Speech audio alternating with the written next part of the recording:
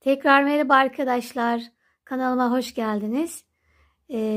Geçen bölüm Tom karakterimizin bacaklarını çalışmıştık. Gövdeye geçmiştik. Böyle bırakmıştık. Bu videomuzda önce elimizi kolumuzu çalışalım istiyorum. Hazır olsunlar. Gövdeyi birleştirirken hazırda beklemiş olurlar. Hemen Tom'un eliyle başlayalım arkadaşlar. Evet, şimdi kedimiz Tom'un 4 tane parmağı var arkadaşlar. Ve küçükten başlayacağız. Küçük parmaktan. Ve 3 parmağı yapıp bir sıra düz örüp baş parmağa geçeceğiz. Şimdi hemen aynı yapıyoruz. Sağ ve sol ikisi de aynı. Sadece şimdi şöyle yaptığımda bu sol el olmuş oluyor. Parmak bu tarafta olduğu için. Bir dahakine sadece yönünü değiştireceğim. 2 sık iğne fazla örüp bu tarafa alacağım. Bu sefer de sağ olmuş olacak. Sadece 2 sık iğneden parmak yerleri değişmiş oluyor arkadaşlar. Farklı bir şey yok. Tek yaptığımız 2 sık iğne ileri veya geri yapacağız. Şimdi hemen sihirli halka yapmıyoruz kadifelerde. Çekince gelmiyor çünkü. O yüzden şöyle 2 kere doladım. İpimi sabitledim. 2 tane zincir çekiyorum. Ve ortadakine yani ikinciye 6 tane sık iğne yapıyorum. 2 3 4 5 ve 6. Evet, birinci sıramızı yaptık. İkinciye geçelim. Şuraya da bir ip takacağım hemen. Fazla uzun ama artık. Şöyle şuraya takalım. Birinci sıramı yaptım. Şimdi bundan sonra 4 sıra daha eksiltme artırma yapmadan her bir sık iğneye tek batacağız. 6 tane her sırada. 2 3 4 şöyle de geri kıvıralım rahat çalışmak için. 4 5 6. İkinci sıramı yaptım. Üçüncü sıramdayım.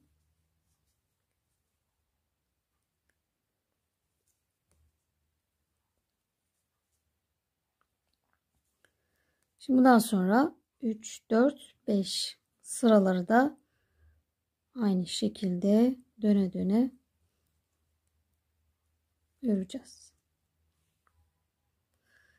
Evet, toplam 5 sıra küçük parmağımı bitirdim arkadaşlar.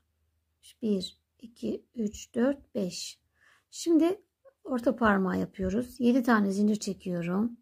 2 3 4 5 6 7 zincir. Bir atlıyoruz. İkinciye yine 6 tane sık iğne yapıyoruz.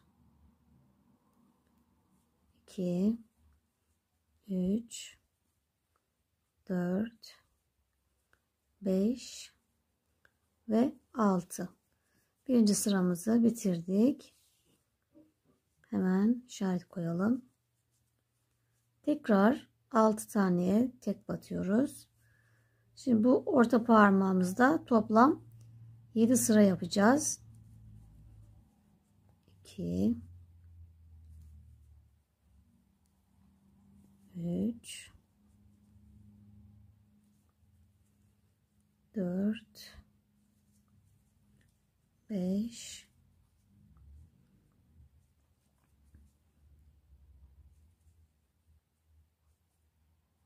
ve 6. İkinci sıramı bitirdim.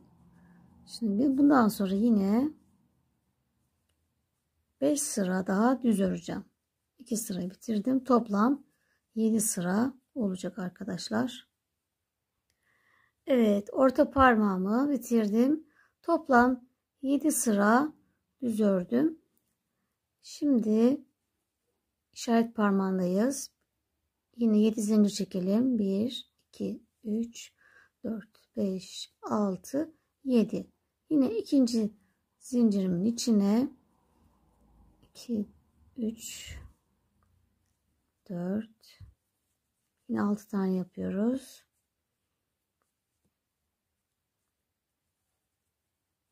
4, 5, 6 ve bu sefer toplam 6 sıra öreceğiz. Bu birinci sıramı bitirdim. Bundan sonra 5 sıra tekrar aynı şekilde düz öreceğiz. Her sıra 6 tane olacak. 6 sık iğne yapacağız. 2, 3, 4, 5 ve 6. Evet, ben devam edeceğim. Şimdi 2 sıram halloldu. 4 sıra daha düz öreceğim. Şöyle çevirelim. Parmağımıza şekil verelim. Daha rahat öreriz arkadaşlar. Sıra başlarında unutmayalım. Evet, sıra sonuma geldim ve toplam 6 sıra döne döne düz ördüm arkadaşlar. Her sırada 6 sık iğnemiz var. Şimdi bu 3 parmağımızı birleştireceğiz ve baş parmağımızı sonra yapacağız. İşaretli yerimiz, sıra başımız burası. Yine aynı. Buradan devam ediyoruz şimdi. Orta parmağımızın şu zincir vardı. Zincirin devamındaki hemen yanındaki sık iğneye batıyoruz. 3 tane sık iğneye batacağız. 1, 2, 3 tane sık iğne tek battım. Sıra geldim küçük parmağa. Yine onun da zincir çektiğimiz dip var. Hemen onun yanındaki sık iğneye batıyoruz. 1, 2, 3, 4, 5 ve 6 tane sık iğne tek battım. Dolanmış olduk. Şimdi orta parmağımızın diğer tarafına geldik. Kaldığım yerden devam ediyorum. 3 tanesini diğer tarafta ördüm. 3 tanesini bu taraftan 1, 2 ve 3. Evet, parmaklarımızı birleştirdik. İlk sıra başımıza geldik. Şimdi arkadaşlar burada baş parmağımızı yapacağız. Fakat şimdi şöyle yaptığımda ben hangi parmağı solu ördüğüm için sağ nasıl ayar, önce size solu anlatacağım. Evet, önce sol elimizi yapalım. Şimdi benimki yaptığım sol eli. Şimdi baş parmağı göstereceğim. Daha sonra ben söker sağdan devam edeceğim. Şimdi dediğim gibi solu çalışıyoruz. 4 tane sık iğne yapalım. 1, 2, 3 ve 4. Solda 4 sık iğne yapıp yine 6 tane 2, 3, 4, 5, 6 zincir çekip baş parmağımızı yapıyoruz ve hemen yanındaki sık iğneye ekleyeceğiz. Bu kadar arkadaşlar. Tek farkımız buraya geldiğimizde sadece sık iğnelerimizin yerini değiştirmek olacak. Sol elde baş parmağı, işaret parmağımı biraz daha örüp yani 4 sık iğne ördüm. Şimdi sağ el için yapalım. Birinci sık iğneye tek batıyorum. Bakın sadece bir tane ördüm. Pardon, 2 tane öreceğim. 1 2 sık iğne ördüm. 6 tane zincir çekiyorum. 3 4 5 6. İkinciye 6 sık iğne.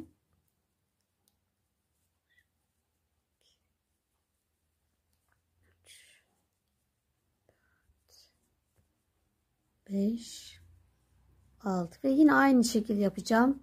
Toplam 5 sıra öreceğim. Bu bir. Bundan sonra 4 sıra daha düz öreceğim döne döne. Şuradan da ip keseyim, yeniden takalım. Sıra başımız kaybolabiliyor kadifeden.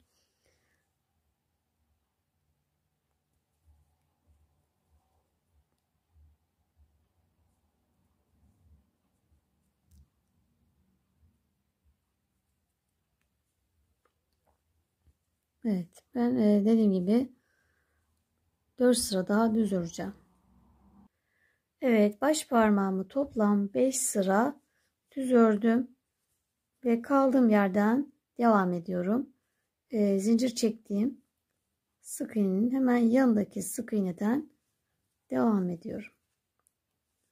Ve gördüğünüz gibi parmak şimdi böyle sağ el oldu. Bu taraf 4 sık iğneden sonra yapsaydık sol el olacaktı. Şimdi arkadaşlar her bir sık iğneye tekrar tek batıyoruz.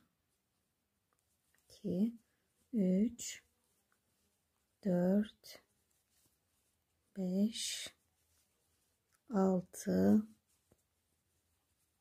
7 8 9 10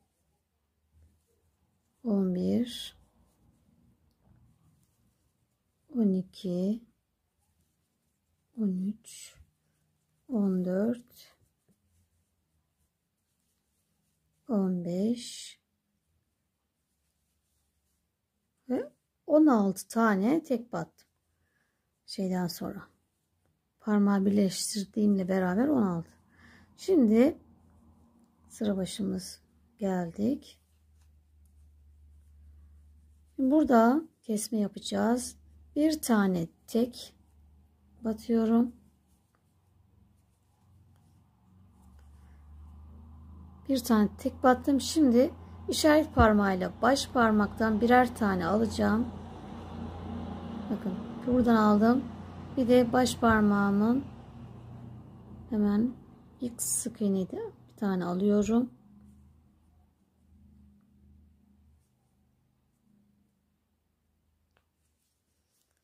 İkisini bir örüyoruz. Burada eksilmiş oldu. Şimdi solda ne yapıyoruz? Burada bir sık iğne ördük. Solda 3 sık iğne örüp azaltma yapıyoruz. Tekrar 1 2 3 3 tane ördüm.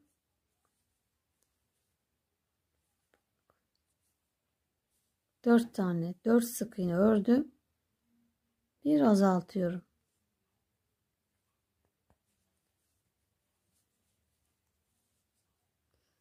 Sonra yine sıra sonuna kadar hepsine tek batıyorum.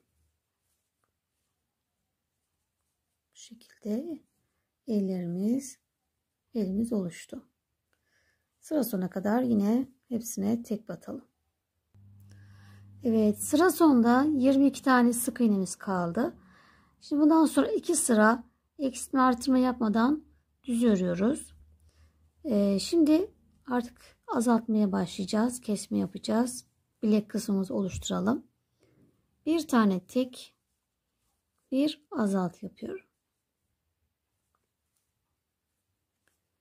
Bir tek, bir azalt, bir tek,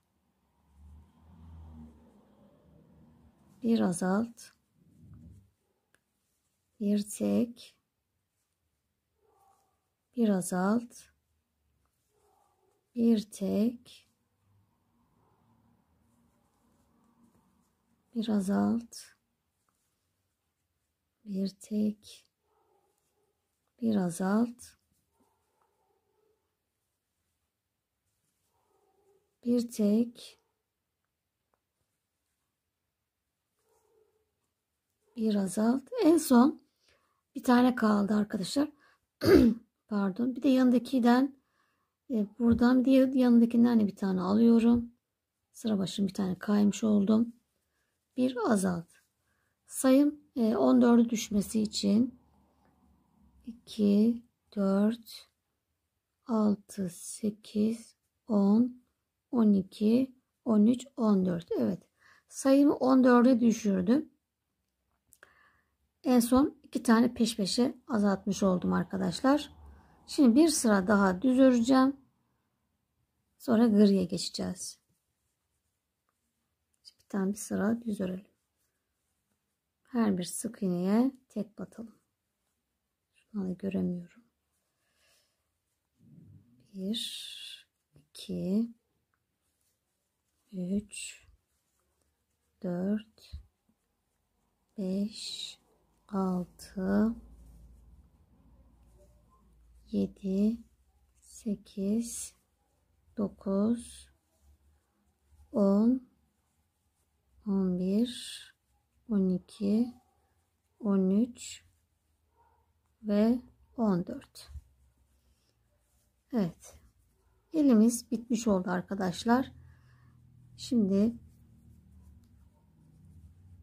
ilmek kaydıralım. 1, 2 tane ilmek kaydırıp 2 zincir çekip ipimizi şöyle keselim. Evet, elimiz hazır. Bu sağ, gördüğünüz gibi bu sağ el, bu da sol el. Evet, gri iple devam edelim. Yine ipimizi sabitliyoruz ve ilmek kaydırdığımızın ilk kaydırdığımızı batalım. Burada da aynı bacakta yaptığımız gibi şuradaki geçişi yapalım. Yani bir altındaki sık iğneye batıyoruz. Bunun içine 2 tane sık iğne yapalım.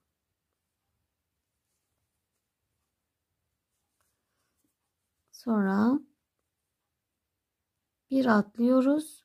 Yanındakine batıyoruz. Yine 2 tane batalım. Biraz uzatıyoruz. Tekrar bir atlayıp yanındaki sık iğneye 2 tane sık iğne. Sayılarımız değişmiyor. Sadece şekil değişiyor. Bir atlayıp yanındaki bir atla yanındaki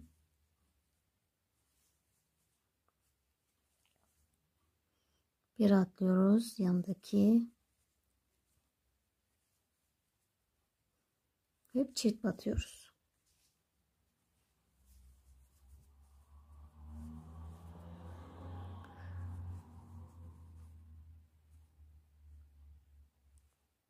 Bir atladım yanındaki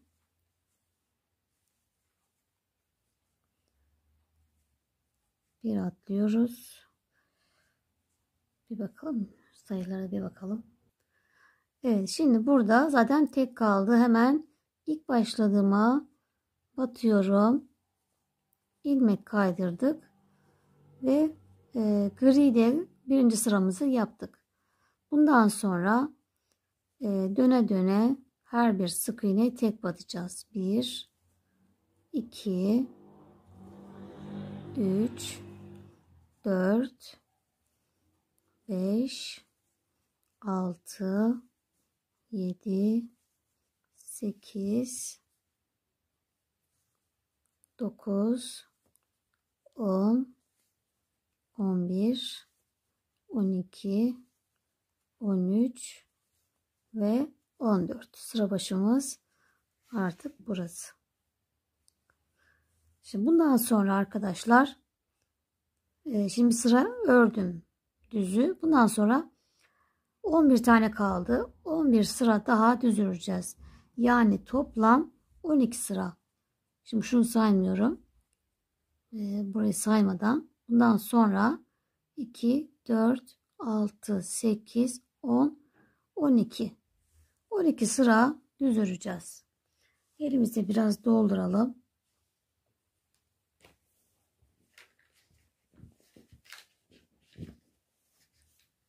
Biraz elyaf dolduralım. Çok sert yapmıyorum. Normal dolduruyorum. Çok da boşta değil yani. Bakıyorum bazıları çok boş dolduruyor. Yine biraz şöyle sıkılıyorum.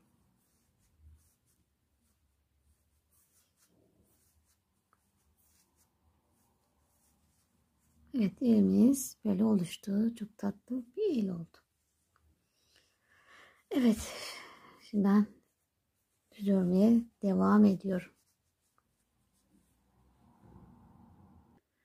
Evet, 12 sıra düz ördüm arkadaşlar ve ilmek kaydırarak 2 zincir çekip ipimi kestim. Evet, kollarımız hazır. Sağ ve sol. Anlattığım gibi tek farkımız biri 4 sık iğne ördükten sonra diğeri de 2 sık iğne ördükten sonra başlıyoruz. Tek farkımız bu. Evet, hemen gövdemizle devam edelim. Evet arkadaşlar, şimdi gövdemizin 5. sırasıyla devam ediyoruz. 5. sıramda başlangıç yerinden itibaren 28 tane sık iğne ve tek battım. Yani en son açık griye 2 sık iğne bıraktım. Son 2 sık iğneyi örmedim. Grideki son 2 sık iğneyi burada azaltacağım. Açık gride arttıracağım. Başta tekrar düz öreceğim. Son gride yine arttırma yapacağım. Koyu gride bir tane azaltma yapacağım. Amacımız şuradaki yuvarlak bir geçiş yapmak. Burada geçerken de arttırdığım için gövdenin büyümesini istemediğim için de burada da birer tane azaltacağım. Sayım değişmeyecek yani. Şimdi dediğim gibi 28 sık iğneme tek battım. Hani sayılar değişebilir başlangıç yerinden yüzünden. O yüzden dediğim gibi açık griye son 2 sık iğne kala 2 sık iğne kalacak. Koyu grimiz bir tane azaltıyorum.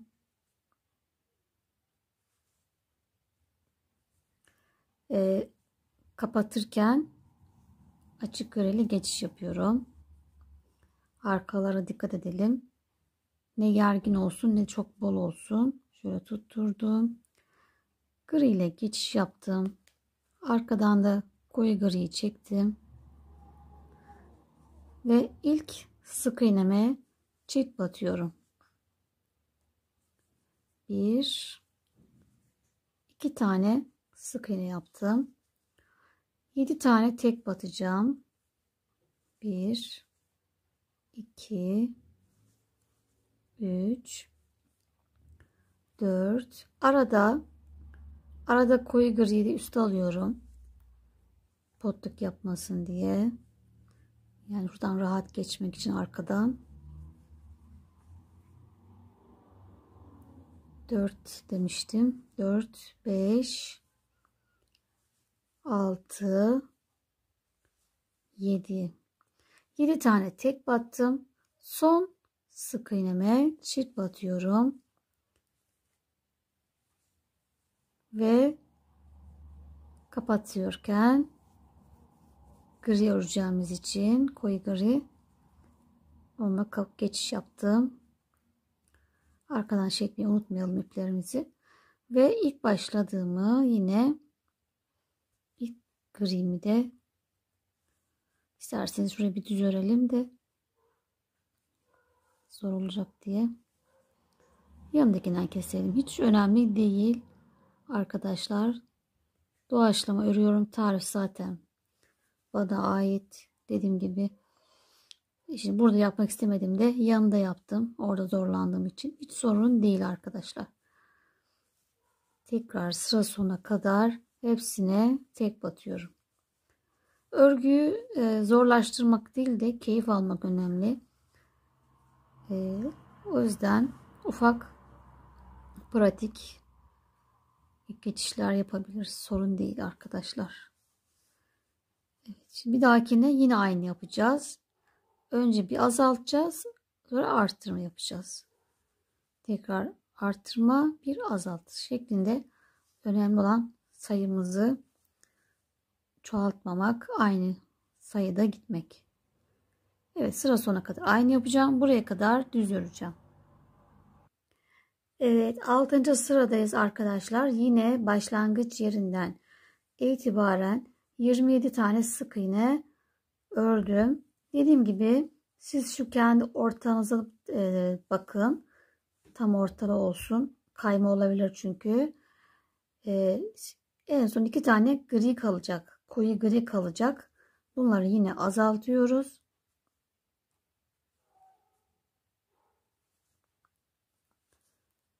Evet, bu arada açık gri ile geçiş yapacağız.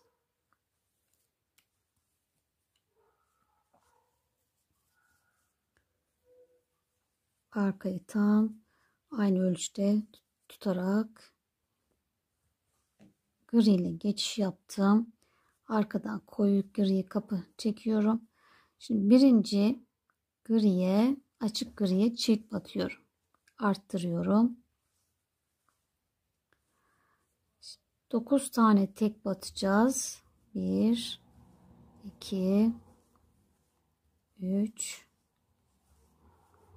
4 5 arkadan gri de alalım da potluk yapmasın. Şöyle üzerine 6 7 8 9 tane tek battım. Son açık grime çift batıyorum. Yine arttırıyorum.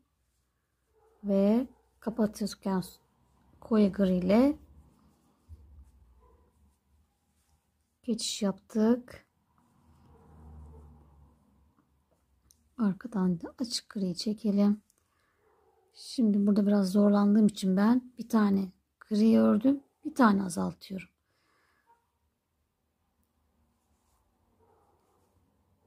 Evet. Yine sayılarımız değişmedi. Koyu grilerden birer tane azaltırken açık grilerden arttırdık ve sayılarımızı yerine koyduk. Amacımız şöyle, şu görüntü benim hoşuma gitmiyor. Burada öyle yapıldığında hoş durmadığı için düzgün gitmek amacıyla buralara çift battık. Şimdi sıra sonuna kadar yine eksiltme arttırma yapmadan düz örüyoruz. Önemli olan işte daha büyütmemek gövdeyi. Sayılarımız hep aynı, değişmedi. Evet, 7. sıradayız arkadaşlar. Bu arada bir yandan da çekim yapmadığım sıralarda da kotuna başladım. Kotun iple de merak ediyorum her zaman kadifeleri ne kadar küçük oluyorlar diye. Gördüğünüz gibi aynı sayıdalar. Kotonla böyle minik bir tom kedimiz olacak. Bu da fikir olarak gösterdim. Kadife değil de koton örmek istiyorsanız bu kadar küçük olacaklar. Bu biraz daha büyük olsun derseniz Alize Koton Plus gibi daha böyle kalın iplerle örerseniz daha büyük olacaktır. Şimdi devam edelim. Evet, 7. sıramızdaydık. Yine en son 2 tane gri kalana kadar koyu gri düz ördüm. Yani ben 26 sık iğne ördüm. Dediğim gibi en son şurada 2 tane kalması lazım. Şimdi bunları yine azaltıyoruz. 2 taneyi kestim. Açık gri ile geçiş yapacağım. Şöyle güzel potluk olmasın diye aynı hizaya getirelim. Evet, açık gri ile kapattım. Arkadan da çekiyoruz. Koyu griyi ve ilk grimize açık griye çift yapacağız. Bu artık son olacak. Bundan sonra düz öreceğiz. Evet, ilk birinciye çift battım. Arttırdım yani. Bir anda kestik, bir anda arttırdık. Sayılarımız değişmedi. Bundan sonra 11 tane düz öreceğim. 1 2 3 arada koyu griyi de araya koyup yürütüyorum. 4 5 6 7 8 9 10 11 tane düz ördüm. En son bir tane yine arttırıyorum. Çift batıyorum. İkinciyi koyu gri ile kapatıyorum. Evet, burada arttırınca burada da bir tane azaltıyorum. Evet, böyle bir en azından geçişimiz daha bir yuvarlaksı oldu arkadaşlar. Çok pardon. Şimdi sıra sona kadar hepsine tek batacağız. Yine sayımız değişmedi. Arttırdıklarımızı keserek sayımızı yine eşitledik.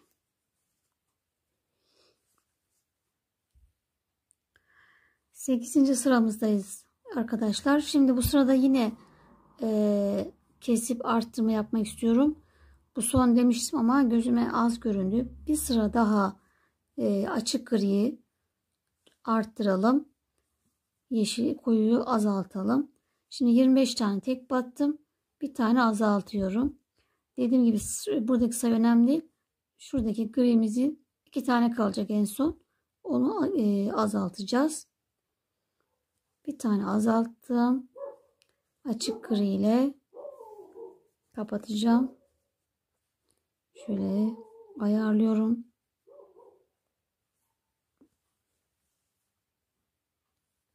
Evet, arkadan koyuyu çekiyoruz. Ve ilk açık grimize çift batıyoruz.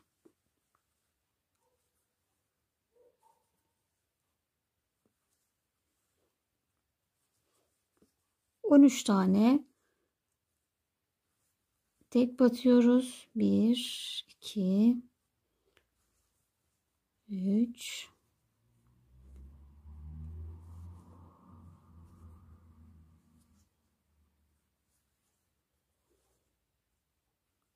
4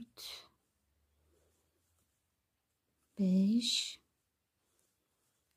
6 7 8 9 10 11 12 13 tane düz ördüm. Son kalan açık grime çift batıyorum. Yani arttırıyorum ve koyu gri ile geçiş yapıyorum.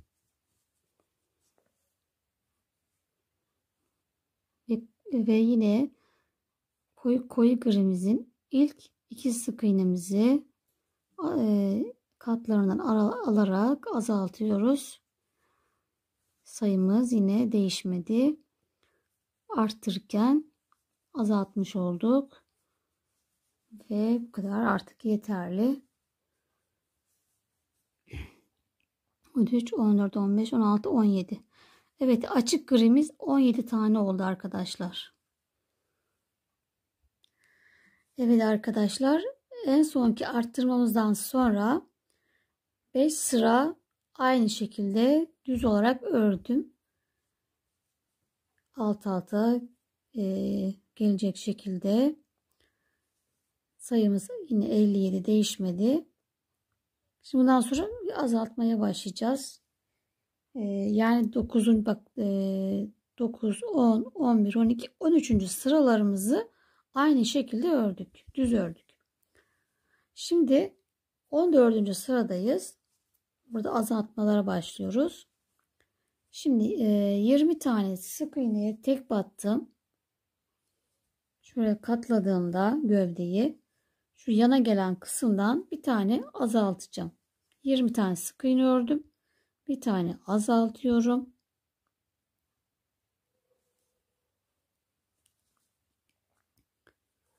Dört tane tek batıyorum. 1 2 3 4. Şimdi açık griye geçiyoruz. Ve arkadan gerdirmeden aynı boyda şöyle güzel tutturalım. Ve bunu kapattık. Gri, açık gri ile kapattık. Bir tane azaltıyorum. Şu koyu gri de çekelim. Evet, bir tane azalttım.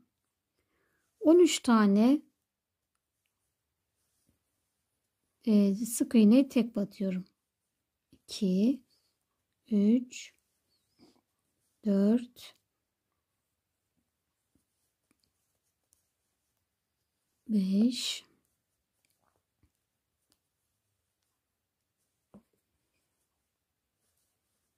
6 7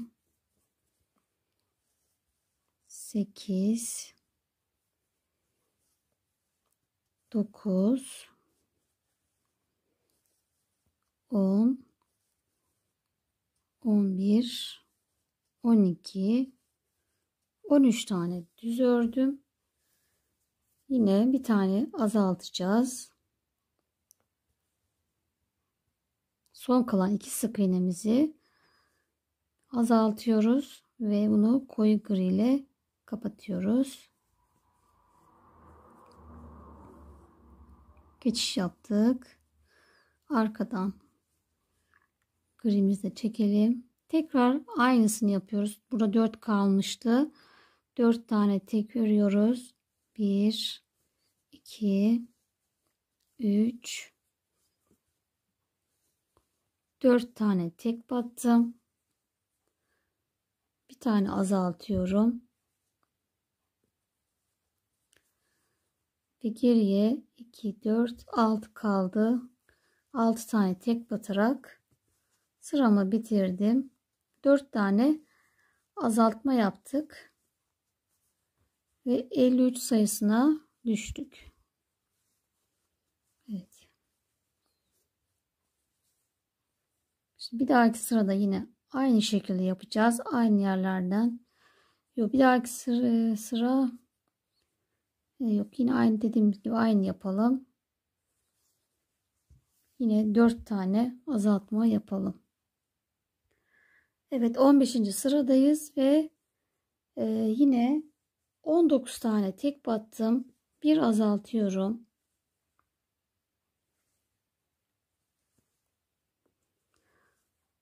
Dört tane tek batıyoruz. 1 2 3 Dördüncü de açık griye geçiyorum.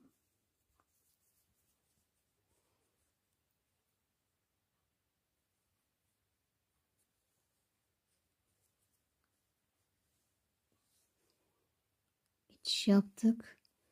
Arkadan grimizi çekelim. Ve hemen bir tane azaltıyorum.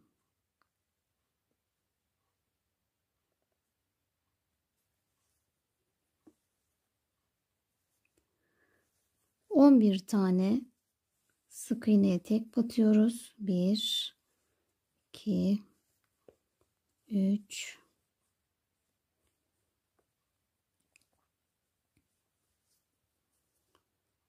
4, 5, 6, 7, 8, 9, 10, 11 tane düz ördüm. Son kalan 2 sık iğneyi azaltıyorum.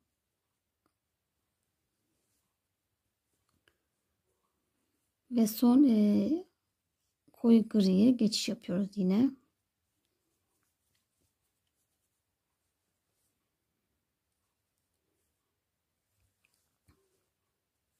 Evet, arkadan çekelim. Evet, 4 tane şimdi koyu gri ile 4 tane tek batıyorum. 1, 2, 3 ve 4. Bir tane yine azaltıyorum.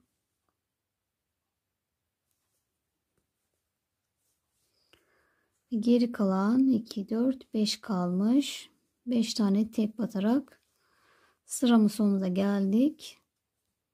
Yine 4 tane azaltma yaptık.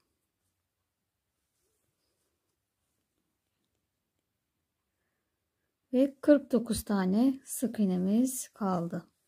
Böyle yuvarlatmaya başladık. Yine 16. sıramızda yine aynı şekilde 4 azaltma yapacağız.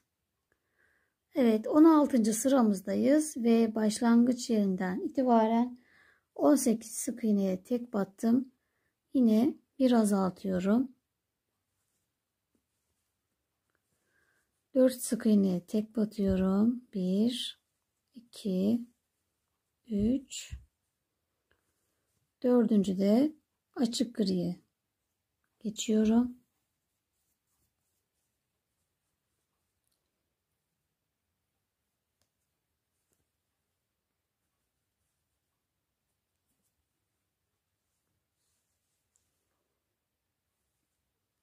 Yine bir tane azaltıyorum.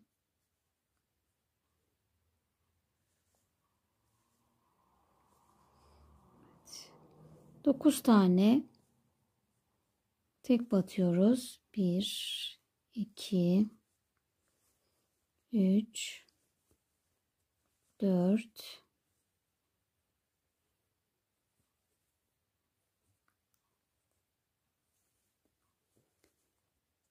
5, 6, 7, 8 ve 9 tane tek battım. Son kalan 2 gri açık griyi azaltıyoruz ve gri ile kapatıyoruz.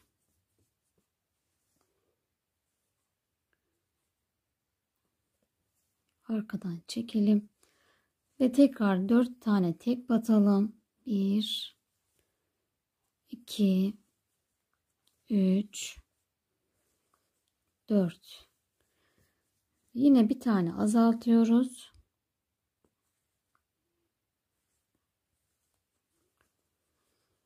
Ve geri kalan 4 tane kaldı. Tek batarak sıramızı bitirdik. Evet, 45 tane sık iğnemiz kaldı. Evet, biraz yuvarlattık. Şimdi bundan sonra tekrar düz öreceğiz. Evet arkadaşlar, şimdi ben en son saydığımda 43 çıktı. Normalde hesapladığımda 45 çıkması lazımdı. Şimdi o 2 tane nereye gitti bilmiyorum.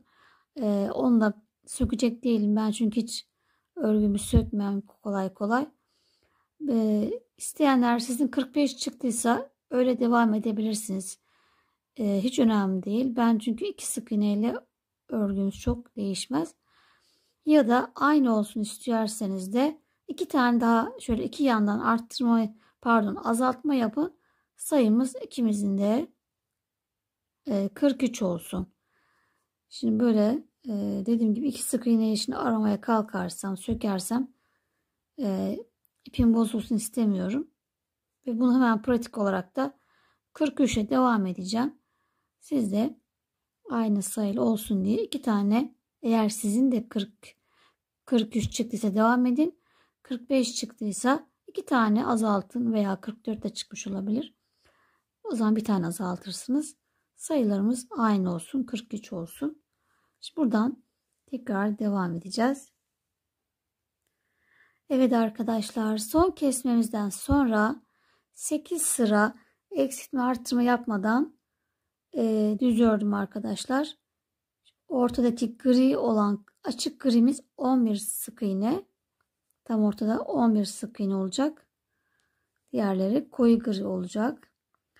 Şimdi burada videomuzun sonuna geldik. Bundan sonra bir dahaki bölümde kollarımızı birleştireceğiz. Şu an 18 ve 25 sıralarımızı düz ördük. Şu an 25. sırada bitirdik arkadaşlar. Bir dahaki bölümde kollarımızı birleştirip kafaya geçeceğiz. Yeniden görüşmek üzere. Hoşça kalın.